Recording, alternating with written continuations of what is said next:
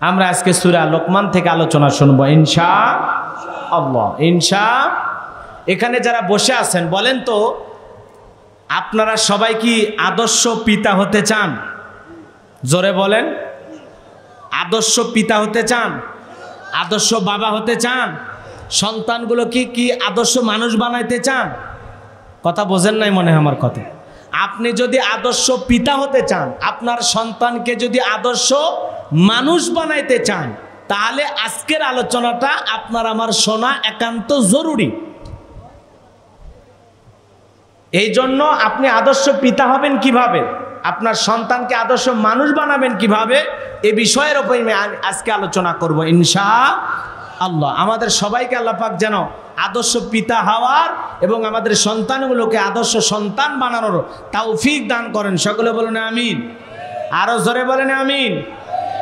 জবান ছেড়ে সবাই মোহাব্বতে আমার সাথে তিলাওয়াত করুন। আউযু বিল্লাহি মিনাশ শাইতানির রাজিম। বিসমিল্লাহির রাহমানির রহিম। বিতাড়িত মোর্দার শয়তানের কাছ থেকে আল্লাহ পাকের কাছে আশ্রয় প্রার্থনা চাচ্ছি। পরম করুণাময় সীম দয়ালু আল্লাহর নামে শুরু করছি। সূরার নাম লোকমান। জোরে বলেন কি নাম? লোকমান নামে মানুষ নাই এই গ্রামে? জোরে বলেন আছে না নাই? লোকমান কোনো নবী নন, রাসূলও নন, একজন ছিলেন জ্ঞানী ব্যক্তি। একজন ব্যক্তির নামে আল্লাহ পাক সূরা দিয়েছেন কোরআনুল কারীমের ভিতরে। তাহলে তিনি শুধু ব্যক্তি নন, অসাধারণ ব্যক্তিত্ব। আল্লাহর কাছে পছন্দের মানুষ ছিল লোকমানে হাকিম। বগুড়ার মুসলমানেরা খেয়াল করে কথাগুলো শুনবেন। লোকমানে হাকিম কোন নবী ছিলেন না, রাসূল ছিলেন না, ছিলেন একজন জ্ঞানী ব্যক্তি। আল্লাহর এই বান্দার কিছু বক্তব্য, কিছু কথা, কিছু আলোচনা আল্লাহ রাব্বুল আলামিনের কাছে এত পছন্দ হয়েছে, এত পছন্দ হয়েছে যে আল্লাহ পাক তার নামে একটি সূরা কোরআনুল কারীমের ভিতরে নাজিল করেছেন। বলুন আল্লাহু আকবার। লোকটা দেখতে ছিল কালো, অন্তর ছিল ভালো, তার জীবনের উপদেশগুলো আল্লাহর দরবারে পছন্দ হলো। এই জন্য আল্লাহ রাব্বুল আলামিন তার নামে কোরআনুল কারীমের ভিতরে একটি সূরা নাজিল করলো। বলুন মারহাবা। লোকটার চেহারা ছিল কেমন? কালো, ঠোঁটগুলো ছিল মোটা, দেখতে খুব বেশি লম্বা ছিল না। বেটো মানুষ ছিলেন, খাটো মানুষ ছিলেন, মানুষের বাড়িতে ছাগল চরানোর কাজ করতেন, রাখাল ছিলেন, কৃতদাস ছিল, গোলাম ছিল।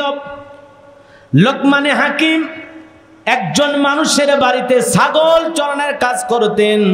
সন্ধ্যা যখন ঘনিয়ে আসত, চতুর্দিক থেকে মানুষজন লোকমানে হাকিমের কাছে উপস্থিত হইত, শুধুমাত্র তার মুখ থেকে কিছু মূল্যবান উপদেশ শোনার জন্য। জোরে বলেন মারহাবা। একদিন তার মনিব ওই সমস্ত লোকদেরকে জিজ্ঞাসা করলো, শোনো, তোমরা কেন আমার লোকমানের কাছে আসো? কি ব্যাপার, কি এমন হয়েছে আমার লোকমানের কাছে তোমরা কেন আসো? সমস্ত লোকেরা ডেকে বলে, আপনি তো জানেন না লোকমানের ভিতরে এত জ্ঞান, এত জ্ঞান। আমরা জীবনের যে কোনো বিষয় নিয়ে যদি তাকে কোনো প্রশ্ন করি, কোনো বিষয় নিয়ে যদি জিজ্ঞাসা করি, এত সুন্দর সমাধান দিতে পারেন, সেই বিষয়টা এত সহজ করে বলতে পারেন, যা শোনার পরে আমাদের জীবনে বড় উপকার হয়। জোরে বলেন মারহাবা। কষ্ট পাচ্ছেন মনে হয়? হৃদয়ের কান পেতে কথাগুলো শুনবেন বাজান। লোকমানের মনিব চিন্তা করব, এত জ্ঞান তার ভিতরে আছে, তাহলে একটু পরীক্ষা করা দরকার, আসলে জ্ঞান আছে কিনা। লোকমানকে ডেকে বলে, লোকমান শোনো, একটা ছাগল জবাই করবা। ছাগলটা জবাই করার পরে ওই ছাগলের ভিতরে থেকে সবচাইতে উৎকৃষ্ট দুইটা জিনিস আমার সামনে হাজির করবা। লোকমানে হাকিম ছাগল জবাই করলেন। মনিবের কথা মতো দুইটা উৎকৃষ্ট জিনিস মনিবের সামনে হাজির করলেন, একটা জিহ্বা আর একটা হলো হৃৎপিণ্ড। মনিবের সামনে যখন হাজির করলেন, আবার পরের দিন ডেকে বলে, লোকমান আর একটা ছাগল জবাই করে সবচাইতে নিকৃষ্ট দুইটা জিনিস আমার সামনে হাজির করো। আবার ছাগল জবাই করলেন। সবচাইতে নিকৃষ্ট দুইটা জিনিস আবার ওই জিহ্বার হৃৎপিণ্ড হাজির করলেন। লোকমানের মনিব দেখে বলে, লোকমান, গতকালকেও যা নিয়ে আসলা আজকেও তো একই জিনিস নিয়ে আসলা। উৎকৃষ্ট দুইটা জিনিস আনতে বললাম, একই বস্তু আমার সামনে নিয়ে আসলাম। আবার নিকৃষ্ট দুইটা জিনিস আনতে বললাম, একই জিনিস নিয়ে আসলাম। ব্যাপারটা বুঝতে পারলাম না, আমাকে একটু ক্লিয়ার করে বলো। লোকমানে হাকিম দেখে বলে, মনিব, এই জিহ্বার হৃৎপিণ্ড দেহের ভিতরে এত দামি, এত দামি। জিহ্বাটা যদি ভালো থাকে পুরো দেহটাই ভালো থাকবে, হৃৎপিণ্ড যদি ভালো থাকে পুরো শরীরটা ভালো থাকবে। কারণ এই জিহ্বা যদি সত্য কথা বলা হয়, জিহ্বা দিয়ে যদি কোরআন তিলাওয়াত করা হয়, জিহ্বা দিয়ে যদি মালিকের জিকির করা হয়, এই জিহ্বা দিয়ে যদি সদা সর্বদা সত্য কথা বলা হয়, হৃৎপিণ্ড হৃদয়ের ভিতরে যদি কোনো হিংসা না থাকে, পরনিন্দা গীবত চকলকুরি না থাকে, অন্তরটা যদি মাওলা পাকের ভয় দিয়া ধবধবে সাদা থাকে, এই দেহের ভিতরে দুইটা জিনিস যদি ভালো থাকে, পবিত্র থাকে, পুরো দেহটাই দামি হয়ে যায়, পুরো দেহটাই মালিকের দরবারে পছন্দ হয়ে যাবে। আর এই দুইটা জিনিস ভালো মানে পুরো শরীরটাই ভালো। জোরে বলেন মারহাবা। আর এই জিহ্বা যদি মিথ্যা কথা বলা হয়, অশ্লীল কথা বলা হয়, গালমন্দ করা হয়, মিথ্যা সাক্ষী দেওয়া হয়, বাজে মন্তব্য করা হয়, অন্তরের ভিতরে যদি গুনাহ করে গীবত পরনিন্দা অহংকার চকল করে দিয়ে গুনাহ করে করে যদি অন্তরটা কালো হয়ে যায়, এই দুইটা জিনিস যদি দেহের ভিতরে অকেজো হয়ে যায়, পুরো দেহটার আর কোনো দাম থাকে না। এত সুন্দর করে উদাহরণ দিয়া যখন মনিবকে বুঝাইলেন, মনিব বোঝার পরে বুঝলো আসলেই তোমার ভিতরে আল্লাহ অনেক জ্ঞান দিয়েছে। এত জ্ঞান নিয়ে কেন তুমি রাখাল হিসাবে আমার বাড়িতে ছাগল চরণের কাজ করবা? না না, আর তোমাকে আমি রাখাল হিসাবে আমার বাড়িতে রাখবো না। আজ থেকে আমি তোমাকে আজাদ করে দিলাম।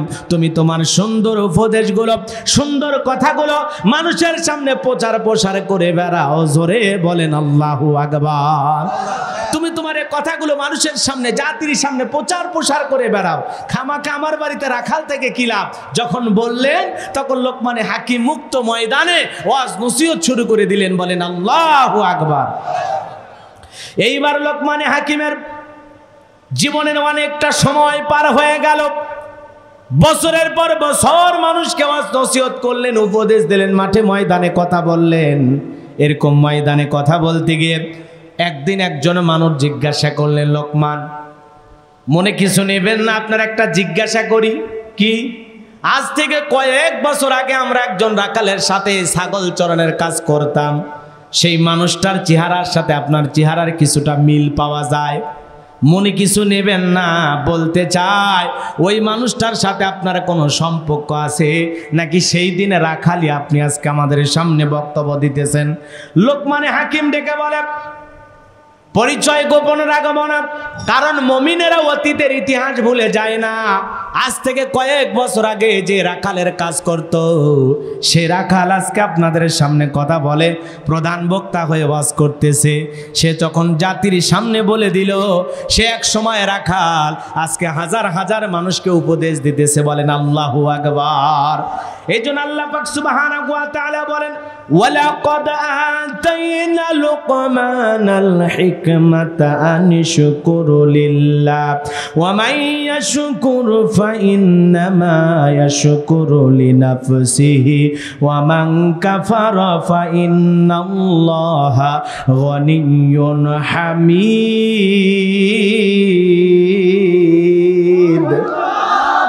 আল্লাহ রাব্বুল আলামিন বলেন, আমি লোকমানকে হিকমত দিয়েছিলাম, জ্ঞান দিয়েছিলাম, আর বলেছিলাম, লোকমান তুমি আমার শুকরিয়া আদায় করো। যে শুকরিয়া আদায় করে সে তার নিজের জন্যই শুকরিয়া আদায় করে, আর যারা শুকরিয়া আদায় করে না তাদের জেনে রাখা উচিত আমি আল্লাহ রাব্বুল আলামিন। তাদের জেনে রাখা উচিত, যারা শুকরিয়া আদায় করে না তাদের জেনে রাখা উচিত আমি আল্লাহ অমুখাপেক্ষী, আমি আল্লাহ প্রশংসিত। বলেন আল্লাহু আকবার। তার মানে লোকমানে হাকিম শুকরিয়া আদায় করে ছোট হয়েছেন না বড় হয়েছেন? সম্মানিত হয়েছেন নাকি অসম্মানিত হয়েছেন? মর্যাদা বেড়েছে না কমেছে? তাহলে শুকরিয়া আদায় করলে আপনার আমার সম্মান বাড়ায় দিবেন কে? তাহলে শুকরিয়া আদায় করলে লাভ কার, বান্দার নাকি আল্লাহ? অনেকে কয় আল্লাহ, বোঝেন নাই মনে হয় কথা। শুকরিয়া আদায় করলে বান্দার লাভ, আমার আল্লাহর কোনো লাভ নাই। কৃতজ্ঞতা প্রকাশ না করলে আমার আল্লাহর কোনো লস নাই। তার মানে তামাম পৃথিবীর কোটি কোটি মানুষগুলো একত্রিত হয়ে যদি আল্লাহর শুকরিয়া আদায় করে, আল্লাহর সম্মান মর্যাদা বাড়ে না। তামাম পৃথিবীর মানুষগুলো যদি একত্রিত হয়ে আল্লাহর গুণগান না গায়, আল্লাহ রাব্বুল আলামিনকে আল্লাহ বলে না ডাক দেয়, আমার আল্লাহর সম্মান মর্যাদা কমেও না। আপনি ডাকলেও আমার আল্লাহ আল্লাহ, না ডাকলেও আমার আল্লাহ আল্লাহ। আল্লাহ 5 বছর পর ভোট দিয়ে নির্বাচিত করা যায় না, কথা বলেন ঠিক কিনা? ডাকলে বান্দার লাভ, তকদির খুলে যাবে। ডাকলে বান্দার লাভ, কপাল খুলে যাবে, পরকালে মুক্তির সনদ মিলবে, কথা বলেন ঠিক কিনা? ডাকলে বান্দার লাভ, আমার আল্লাহর কোনো লাভ নাই। এই জন্য আল্লাহ পাক যাকে যতটুকু নিয়ামত দিয়েছেন ততটুকু নিয়ামত পেয়ে শুকরিয়া আদায় করলে নিয়ামত বাড়ায়া দিবেন কে? আরো জোরে বলেন কে? লা ইন শাকারতুম লা আযীদান্নাকুম ওয়া লা ইন কাফারতুম ইন্না আযাবি লাশাদীদ। নিয়ামত পাওয়ার পরে যারা শুকরিয়া আদায় করে, আমি আল্লাহ পাক তাদের নিয়ামতগুলোকে বাড়ায়া দেই।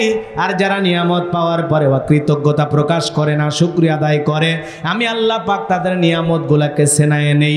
আর তাদের জন্য কঠোর আযাব, শাস্তির ব্যবস্থা রয়েছে। জোরে বলেন নাউযুবিল্লাহ। আপনি একটা ছোট্ট কুটিরে বসবাস করেন, আলহামদুলিল্লাহ, আপনার তাও ছোট্ট একটা ঘর আছে। এই দুনিয়াতে এমনও মানুষ আছে যার ঘরও নাই, বসবাসের জমিও নাই, কথা কম। শুকরিয়া আদায় করলে আপনাকে আল্লাহ পাক অনেক অনেক নিয়ামত দান করবে। আমি কিশোরগঞ্জে ওয়াজ করতে গিয়েছিলাম, এক মুরব্বী এসে হাত ধরে চোখের পানি ছেড়ে দিয়ে কান্না করতেছে, বলতেছে বাজান একটু দোয়া করি আল্লাহর কাছে। কেন? আল্লাহ আমারে অনেক অনেক ভালো রেখেছে। কেন? কয় আমি এক সময় গ্রামে গ্রামে হাওয়াই মিঠা বিক্রি করতাম, আল্লাহ আমাকে এখন 200 বিঘা জমির মালিক বানাইছে। কয় বিঘা? আমি 3 বার হজ করেছি হুজুর। বলেন তো বাজান, এক সময় গ্রামে গ্রামে ঘুরে হাওয়াই মিঠা বিক্রি করতো, তারে 200 বিঘা জমির মালিক বানাইছে কে? আরো জোরে বলেন কে? আপনার তো এই গাবতুলি, এই কাজলাপাড়া, এখানে আপনার বসবাসের ঘর আছে, বাড়ি আছে। রেল স্টেশনে যা দেখেন কত মানুষ। আরে আপনার তো খাট আছে, দামি বিছানা আছে, ওদের তো মাথার তলে দেওয়ার মতো একটা বালিশও নাই। এ কথা বলে না কেন? আল্লাহরে আল্লাহ বলে ডাক দিতে মনে চায় না, আল্লাহর গোলামি করতে মনে চায় না, আল্লাহর শুকরিয়া আদায় করতে মনে চায় না। একটু বিবেকটাকে খাটান, অন্তর দিয়ে চিন্তা করেন, বিবেকটা দিয়ে চিন্তা করেন, ব্রেনটাকে দিয়ে চিন্তা করেন যে মালিক আপনারে কত সুস্থ রেখেছে, কত ভালো রেখেছে, কত নিয়ামত খাওয়াইতেছে, কথা বলেন ঠিক কিনা? আল্লাহ এত ভালো রেখেছেন, কিয়ামত পর্যন্ত হায়াত পাইলেও মালিকের শুকরিয়া আদায় করে কৃতজ্ঞতা প্রকাশ করে শেষ করা যাবে না, কথা বলেন ঠিক কিনা? আর আমরা একটুতেই যদি 19-20 হয়ে যায়, আল্লাহ আমারে কি দিছে। কত মানুষ ভালো আছে, যারা দুনিয়াতে বেশি ভালো থাকতে চায়, বেশি ভালো থাকার আকাঙ্ক্ষা করবেন না। আল্লাহকে বলবেন আল্লাহ দুনিয়াতে গরিব রাখো, দুনিয়াতে অভাবগ্রস্ত রাখো, মালিক আপত্তি করি না, কিন্তু পরকাল জীবনে তুমি আমারে ধনী বানায় দিও, পরকালে তুমি আমারে জান্নাতি বানায় দিও। আমরা পরকালের মুক্তির আশা করব। দুনিয়াতে ধন সম্পদ যা কিছু করি সব ফেলায়া যেতে হবে। এই দুনিয়ার মায়াজাল, এই বাড়িঘর, চাকরি, ব্যবসা বাণিজ্য, ব্যাংকে কোটি কোটি টাকা, আপনি আমি মারা গেলে সব থাকবে পরে, কথা বলেন ঠিক কিনা? আপনি আমি মনে মনে ভাবি আমি সারা মনে হয় আমার বিবি চলতে পারবে না, আমি সারা হয়তো আমার ছেলে মেয়ের পড়াশোনা হবে না, আমি সারা হয়তো ভাই চাকরি হবে না, ব্যবসা বাণিজ্য হবে না, আমি সারা মনে হয় আমার পিতামাতা ভাই বোন চলতে পারবে না। আপনি আজকেই মারা যান, আপনি বেঁচে থাকতে ওরা যেইভাবে চলতো, মরার পরে সব একই নিয়মে চলবে। আপনি চলে গেছেন, এর অভাব কেউ বুঝবে না, কথা বলেন ঠিক কিনা? আপনাকে নিয়ে আজকে দুনিয়া যেভাবে চলতেছে, আপনি মারা গেলেও দুনিয়া ঠিক একইভাবে চলবে। আপনার জন্য এই দুনিয়া থেমে থাকবে না, কথা বলেন ঠিক কিনা? আপনার জন্য কারো জীবন থেমে থাকবে না, আপনার জন্য আপনার স্ত্রীর জীবন থেমে থাকবে না, সন্তানের জীবন থেমে থাকবে না, পিতামাতার জীবন থেমে থাকবে না, পাড়া প্রতিবেশীর জীবন থেমে থাকবে না। আপনি মারা গেলেও সূর্য যেমন ঘোরে, ওদের জীবনের তেমনি ঘুরবে, কথা বলেন ঠিক কিনা? কি মনে করেছেন যে আমি চলে গেলে সব মনে হয় অন্ধকার, তাই ভাবতেছেন আমি সারা এই পরিবারের কি অবস্থা হবে তাই চিন্তা করতেছেন? আপনি চলে যান, যাওয়ার পরে এই পরিবারের কিছুই হবে না। আপনি আমি বড্ড বেশি ভাবতেছি, কথা বলে নাকি? খুব বেশি চিন্তা করতেছি যে মনে হয় আমি ছাড়া এই পরিবার, আমার স্ত্রী সন্তান সব মনে হয় অসহায়। দুনিয়ার মায়া জালে পড়ে আল্লাহকে আমরা ভুলে গেছি, দুনিয়ার মহাব্বতে পড়ে আমরা পরকাল থেকে অনেক দূরে সরে এসেছি। কথা বলেন ঠিক কিনা? কষ্ট পাচ্ছেন আপনারা আমার কথায়? চলুন আলোচনার প্রেক্ষাপটে আরো কিছু কথা বলবো ইনশাআল্লাহ। বাজান গো আমার, তাহলে আমরা শুকরিয়া আদায় করব কার? জোরে বলেন কার? পারস্যের একজন বড় কবি শেখ সাদি রহমতুল্লাহ আলাইহি, এক সময় তার পায়ের ভিতরে স্যান্ডেল নাই, মনের মধ্যে টেনশন, আল্লাহ আমি এত বড় কবি, আমার পায়ে স্যান্ডেল নাই, মনের মধ্যে অনেক টেনশন। এই কথাটা বারবার চিন্তা করতেছেন।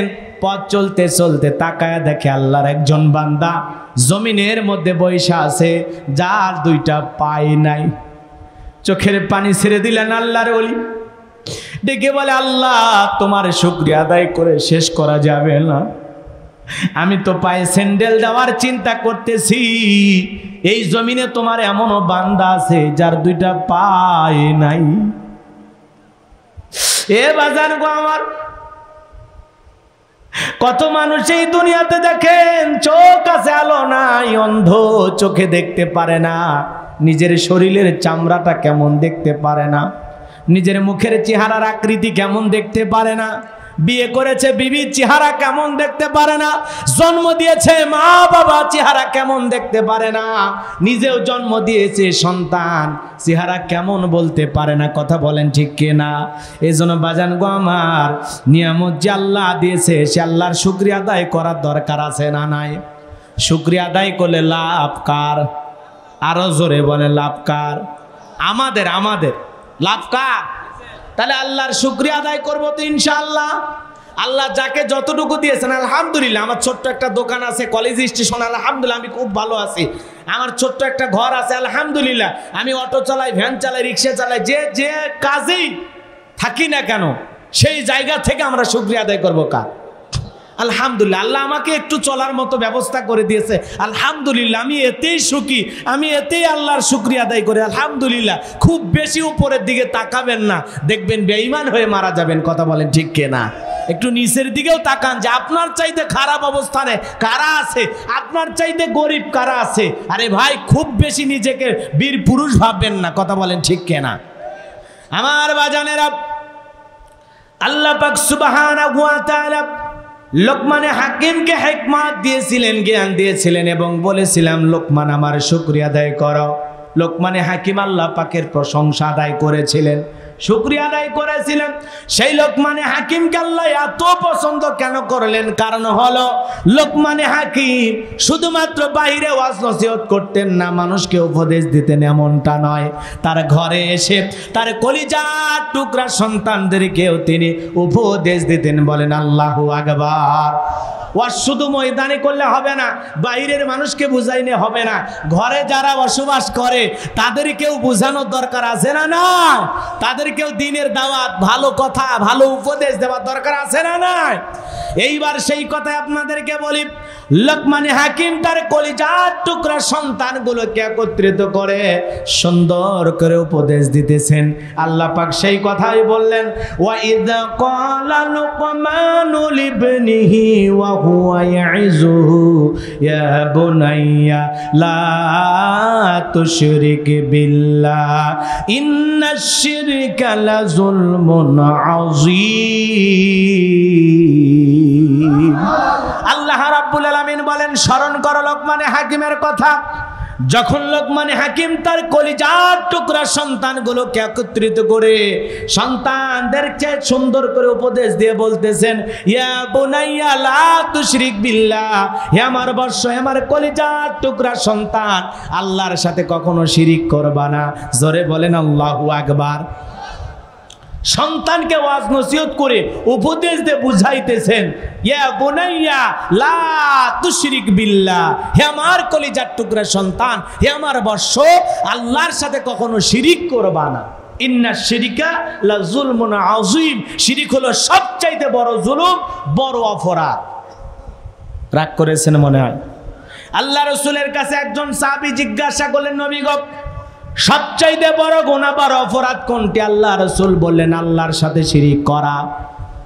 এরপরে জিজ্ঞাসা করলেন, নবী গো, এরপরে বড় গুনাহ বড় অপরাধ কোনটি? আল্লাহ রাসূল বললেন, নিরপরাধ ব্যক্তিকে হত্যা করা। আমাদের সমাজে নাই। বলেন তো, এখন পৃথিবীতে নিরপরাধ মানুষ হত্যা হয় না?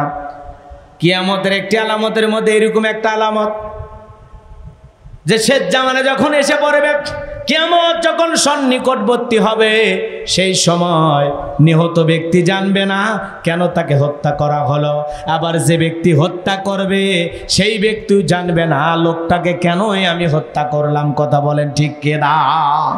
আজকে কত মাঠে ঘাটে বিভিন্ন জায়গায় লাশ পাওয়া যায়, কে মারছে, কেন মারলো, কি কারণে মারলো, কথা বলেন, বোঝা যায়? যায় না। রাগ করেছেন মনে হয়। এই জন্য নিহত ব্যক্তি জানবে না যে কি অপরাধে আমাকে হত্যা করা হলো, আর যে ব্যক্তি হত্যা করবে হত্যাকারীও জানবে না আমি লোকটাকে কোন অপরাধে মারলাম। কথা বলেন না কেন? এরপরে সাহাবী জিজ্ঞাসা করলেন, নবী গো, এরপরে বড় গুনাহ বড় অপরাধ কোনটি? আল্লাহ রাসূল বললেন, প্রতিবেশীর স্ত্রীর সাথে জিনা করা। এই সমাজে অবশ্য এখনো চালু হয়নি। কথা কন না, কথা কন নাকি আপনারা? প্রতিবেশীর স্ত্রীর সাথে কি করা? জিনা করা, যেটার নাম আমরা দিয়েছি পরকীয়া প্রেম। কি প্রেম? কথা কন না কে? পরকীয়া প্রেম। স্বামী আছে ইঞ্জিনিয়ার স্বামী, এরপরে ও আর একটা ছেলের কাছে এসেছে বিয়ের দাবিতে। কথা কন না কে? যুবকেরা তোমরা জানো না? চিন্তা করছো, নরসিংদীর একটা মহিলা, স্বামী আছে, এরপরে আর একটা ছেলের ভাল লাগছে, দুইটা সন্তানের মা, এরপরে ওই ছেলের বাড়িতে আসছে বিয়ের দাবিতে যে আমি এর বিয়ে করব। ডাইরেক্ট বলতেছে আমার স্বামী আছে, আমি পরকীয়া করি, ওরে আমার পছন্দ হিসেবে আমি বিয়ে করতে চাই। আজকে সমাজে এগুলো আছে না নাই? জোরে বলেন, কে বলেছেন? কে বলেছেন? আল্লাহ রাসূল বলেছেন। সাহাবী জিজ্ঞাসা করছেন, নবী গো, বড় গুনাহ? আল্লাহ রাসূল বলেছেন, প্রতিবেশীর স্ত্রীর সাথে কি করা? জিনা করা। আল্লাহ বারবার বলেছেন, লা ইয়াজনুন, তোমরা ব্যভিচারী করো না। আজকে আমরা সেগুলোর দিকে ধাপিত হচ্ছে। এই সমাজে ব্যভিচার, জিনা, যৌনাচার কমেছে না বেড়েছে? জোরে বলেন, কমেছে না বেড়েছে? আজকে এদেশের যুবকেরা মোবাইল পাইছে তো পাইছে, খালি মোবাইল না, ওইটা প্রেমের একটা ইন্ডাস্ট্রি। কথা কন না কেন? প্রেমের কারখানা ওই মোবাইলে। আজকে যুবকেরা খুলে বসে আছে। রাগ করতেছেন মনে হয়? ওই যে চাচা রাগ করছে, করছে বা আমি হলে মোবাইল নাই, আমি তোর ওয়াজও শুনবো না। রাগ করেছেন মনে হয়। ভাইরা আমার একটু সময় দেন, কথা বলতে চাই। রাগ করতেছেন মনে হয়। তাহলে সমাজে পরকীয়া প্রেম আছে না নাই? এত স্পিরিটে পরকীয়া প্রেম চলতেছে রে বাজান, বলে শেষ করা যাবে না। পরকীয়ার সেই ছেলেটাকে পাওয়ার জন্য নিজের স্বামীকে পর্যন্ত হত্যা করতে ওই মহিলা এক সেকেন্ড চিন্তা করতেছে না। পরকীয়ার ওই পুরুষটাকে পাওয়ার জন্য কলিজার টুকরা ছেলেকে হত্যা করতে মা চিন্তা করতেছে না। কথা বলেন ঠিক কিনা? একটা পুরুষের প্রতি এত আকর্ষণ বেড়ে গেছে যে নিজের স্বামীরে হত্যা করতেছে, ছেলেরে মারতেছে, মেয়েরে মারতেছে, এরপরেও বলে তোমারই চায়। তাহলে এতদিন যে এই লোকটার সাথে সংসার করলি, দুইটা তিনটা বাচ্চা কাচ্চা হইল, তো এতদিনের ভালোবাসা গেল কই? ওই মহিলা না ডাইনি? ওরে দেখার ইবলিসের খালাতো বোনকে দেখে একই কথা। কথা বলে ঠিক কিনা? এই সমাজে আপনার গাবতুলিতে ঘটে নাই, বগুড়ে তো অবশ্যই এগুলো নাই। নাই নাই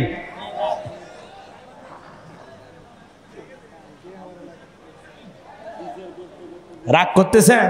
ও মেম্বার সাহেব বলতেছে বিচার করতে করতে জীবন শেষ। তার মানে এলাকাতেও এই ভাইরাস আছে। আল্লাহ আমাদের হেদায়েত দান করুক। জোরে কোন আমিন।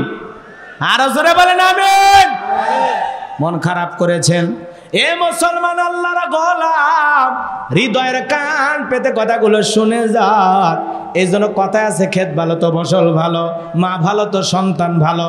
আমাকে একটা শিক্ষিত মা দাও, আমি একটা শিক্ষিত জাতি উপহার দেব। কথা বলেন ঠিক কিনা? এই জন্য আল্লাহর ওলি আমর বিন আস 2 বছর ধরে মেয়ে খুঁজতেছেন, মেয়ে খুঁজে পায় না বিয়ে করার জন্য। বলবো কি 5 মিনিটে? কষ্ট হবে না আপনাদের? কয় বছর ধরে মেয়ে খুঁজতেছেন?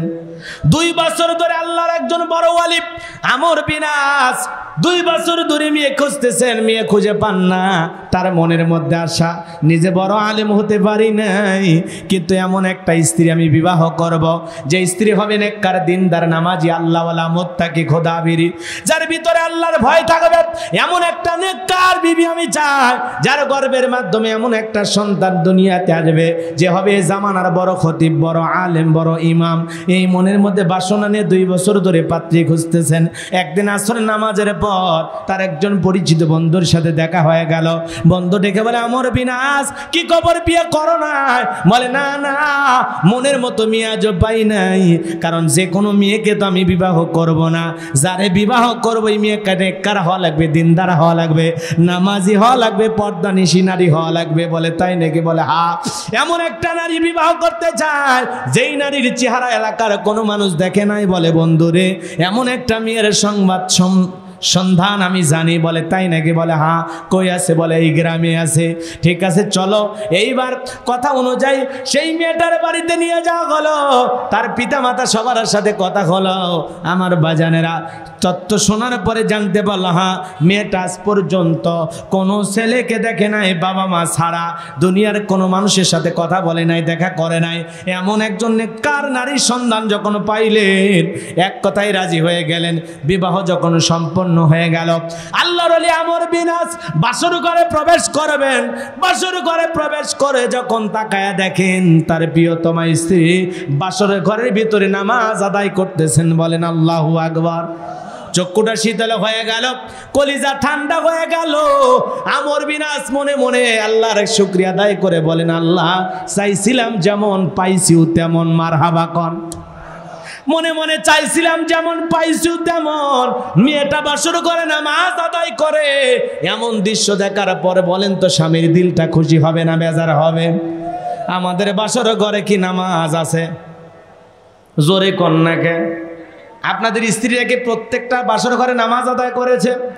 যদিও বাসর ঘরে যেন আলাদা কোনো নামাজ নয়, যে কোনো নামাজ, বাসর ঘরে তো এশার নামাজও পড়তে পারে। কথা বলে না কেন? বিয়ে শাদির কারণে মাগরিব হয়তো বা পড়তে পারে না, পড়া শুরু করেছে। বিয়ে শাদি করে আস্তে আস্তে রাত 12টা পার হয়ে গেছে, তাহাজ্জুদও পড়তে পারে। কথা কন। অথবা এমনি নতুন জীবন শুরু করবে, এই জন্য 2 রাকাত নামাজ পড়তে পারে। রাগ করতেছেন মনে হয় আপনারা, কিন্তু আপনার আমার বউ কি পড়েছে? আমাদের বাসর ঘরে নামাজ নাই, আমাদের বাসর ঘরে হয় সিনেমা হলের শুটিং। কথা কন না কে? ক্যামেরা নিয়ে এসে ভিডিও হচ্ছে বিয়ের বাড়িতে। কথা কন না? বিয়ের বাড়িতে ক্যামেরা নিয়ে এসে ভিডিও, গরু জবাই করতেছে ভিডিও, পেঁয়াজ করতেছে, মরিচ ঘুষতেছে ভিডিও, ছেলেকে গোসল করে দেওয়ার ভিডিও, লুঙ্গি পরার ভিডিও। লুঙ্গি রাগ করতেছেন মনে হয়? আছে না? আছে না? লুঙ্গি পরার ভিডিও, গোসল করে দেওয়ার ভিডিও, এগুলো করতেছে। গাড়িতে চড়তেছে, কেমনে মাথায় টুপি কেমনে দিল। এরপরে ওই মেয়েকে নিয়ে এসে মালা বদল করতেছে, মিষ্টি কেমনে খাওয়াচ্ছে। এ কথা কর না কেন? মিষ্টি কেমনে খাওয়াচ্ছে, ক্যামেরা ধরে আছে, ভিডিও চলতেছে। এরপরে ছেলে তো হা করে বসে আছে। ডিজিটাল ছালিরা এসে বলে, দুলে ভাই হা করেন, নইলে কলিজা ফুটা করে দেবো। ও তো হা করে বসে আছে। শালীরা দুলে ভাইয়ের মুখে মিষ্টি না দিয়ে নিজের মুখেই খায়। যখন খাইতেছে আর বলতেছে, দুলে ভাই বুঝলেন না, ডস দিলাম। দুলে ভাই বলতেছে, ঠিক আছে, তোমরা আমার শালী হক, সুযোগ পালে আমিও দেব। এই যে সমাজের বাস্তবতা, বাজার রং তামাশার নামে বিয়ে হয়, ডিজে পার্টি হয়, নাচানাচি হয়, হলুদ উৎসব হয়, মেহেদি লাগানো হয়, যা যা হয় সমাজে বলতে গেলে অবস্থা। অধিকাংশ বিয়েগুলোতে কোরআন সুন্নাহর কোনো নিয়ম মানাই হয় না। কথা কর না? যা মনে চায় তাই। হাজী সাহেব পর্যন্ত 3 বার হজ করে আসছে, তারপরে ওর নাতনির হাত ধরে নাচিচ্ছে। এ কথা কর না কে? এই কথা ঠিক আছে আমার? 3 বার হজ করে আসে, ওর নাতনির বিয়ের দিনে নাতনির হাত ধরে নাচিচ্ছে।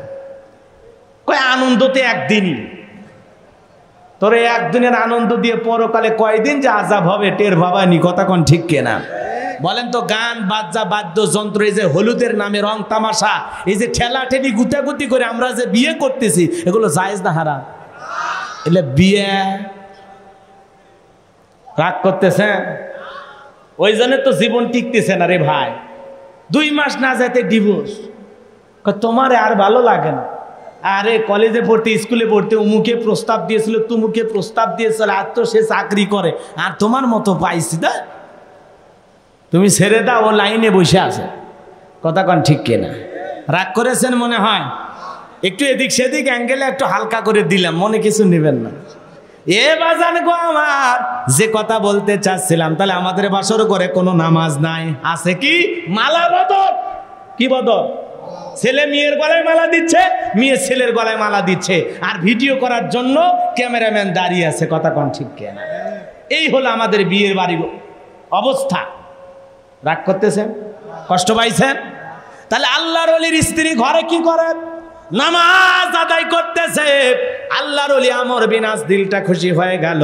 বাজান গো আমার, এখন এই কথাগুলো বললে সমাজের কিছু সুশীল সমাজ আছে, ওরা বলে হুজুরেরা দেখেন দেশের সংস্কৃতির বিরুদ্ধে কথা বলে, আনন্দ ফুর্তি বিয়ের বাড়িতে হবে অনুষ্ঠান, এগুলোর বিরুদ্ধে কথা বলে।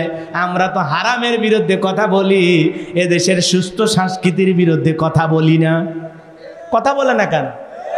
হালাল আছে যেখানে আমরা আছি, হারাম আছে যেখানে আমরা নাই। যুবকেরা গান বাজায় আনন্দ ফুর্তি করে বিয়ে করবে, এটা জায়েজ না হারাম? এটা আমার বলতে হবে না? এটা বলতে যায় যদি কেউ আমার উল্টা পাল্টা নাম দেয়, আমার নামে আজেবাজে নিউজ প্রচার করে, মৃত্যু পর্যন্ত বলে যাব, মৃত্যু আসলে আসবে, ফাঁসি হলে হবে, এরপরে হক কথা থেকে 1 ইঞ্চি সরে যাওয়া যাবে না। না না, অপপ্রচার হবে। এই পৃথিবীতে প্রত্যেকটা নবী রাসূল দাওয়াত দিয়েছে, নিজ এলাকার মানুষের কাছে শত্রু হয়েছে। কথা কন না কেন? নিজের দেশের মানুষ তাদেরকে থাকতে দেয় নাই। অধিকাংশ নবী রাসূল নিজের দেশ ত্যাগ করে অন্য দেশে যায় দাওয়াত দেওয়া লাগছে। কথা কন না কেন? নবীদের জীবনের ক্ষেত্রে যদি এটা হয়, আপনার আমার জীবনের ক্ষেত্রে একই রকম হবে। কথা বলেন ঠিক কি না? আমরা যত হক কথা বলবো, কোরআন সুন্নাহর নিয়ম নীতির কথা বলবো, আল্লাহর বিধানের কথা বলবো, তত দেখবেন যাদের ভিতরে অ্যালার্জি আছে, যারা হারামের সাথে জড়িত আছে, ওদের জ্বলে যাবে। কথা বলেন ঠিক কি না? ওরাই কষ্ট পাবে আর বলবে হুজুর কি বলতেছেন এসব। ঠান্ডা কথা বলবেন, ঠান্ডা নরম। বাবার চক্ষু বন্ধ করো, তাকায়া দেখ সাদা কাফন। কথা কন না কেন? তখন আপনার কেউ কিছু বলবেন, হুজুর এটা কি মায়া বিশু, কি কণ্ঠ রে। কথা কন না কেন? মুসলমান আল্লাহর গোলামেরা, যে কথা বলতে চাচ্ছিলাম, গভীর মনোযোগ দিয়ে কথাগুলো শুনবেন। আমর বিন আস আল্লাহর ওলি, বাসর ঘরে স্ত্রী নামাজ শেষ হয়ে গেল, স্ত্রী যখন বৈশা পড়ছে, স্ত্রীর কাছে যখন ঘোমটাটা টান দিয়ে চেহারাটা দেখেছে, একবার চেহারা দেখার পর ঘরের দরজার বাহিরে আসলেন, মনে মনে একটু কষ্ট পাইলেন। স্ত্রী চিন্তা করলেন, স্বামী কাছে আসলো, সালাম দিলাম, স্বামীকে যতটুকু আদর সম্মান করা দরকার করার চেষ্টা তো করলাম, কোনো বেয়াদবি তো করি নাই। এক নজর আমার স্বামী আমার দিক তাকায়া কেন চলে গেল জানতে মনে চায়। এইবার 1 পা 2 পা করে দরজার কাছে আসলেন, তাকায়া দেখেন স্বামী দরজার বাইরে দাঁড়ায় আছে। ডেকে বলে, আমার স্বামী, শুনেছি আপনি বড় আল্লাহর ওলি, আজকে আমার চেহারার দিকে তাকাইয়া আপনি কেন বাসর ঘর থেকে বাহিরে আসলেন, স্বামী জানতে বড় মনে চায়। আল্লাহর ওলি আমর বিন আস কোনো কথা বলে না, চুপ করে দাঁড়িয়ে আছে। স্ত্রী এইবার ডেকে বলে, স্বামী, আজকে আমাদের দাম্পত্য জীবনের প্রথম রজনী, যদি আপনি আমার হক না আদায় করেন, আপনি যতই বড় আল্লাহর ওলি হন না কেন, কঠিন কিয়ামতের ময়দানে আল্লাহর দরবারে আপনাকে আমি আসামি বানায়া ছাড়ব। আল্লাহর ওলির অন্তরে আল্লাহ রব্বুল আলামিনের ভয় আছে না নাই? কিয়ামত দিবসে আল্লাহর দরবারে বিচার দিতে হবে, বিচার দিবসে তার হিসাব হবে, সেই ভয় আছে না নাই? আল্লাহর ওলি আমর বিন আস, তাকে যখন ভয় দেখানো হলো যে আল্লাহর দরবারে আসামির কাঠ করে আপনাকে দাঁড় করাবো, আর দেরি করলেন না, বাসর ঘরে প্রবেশ করলেন।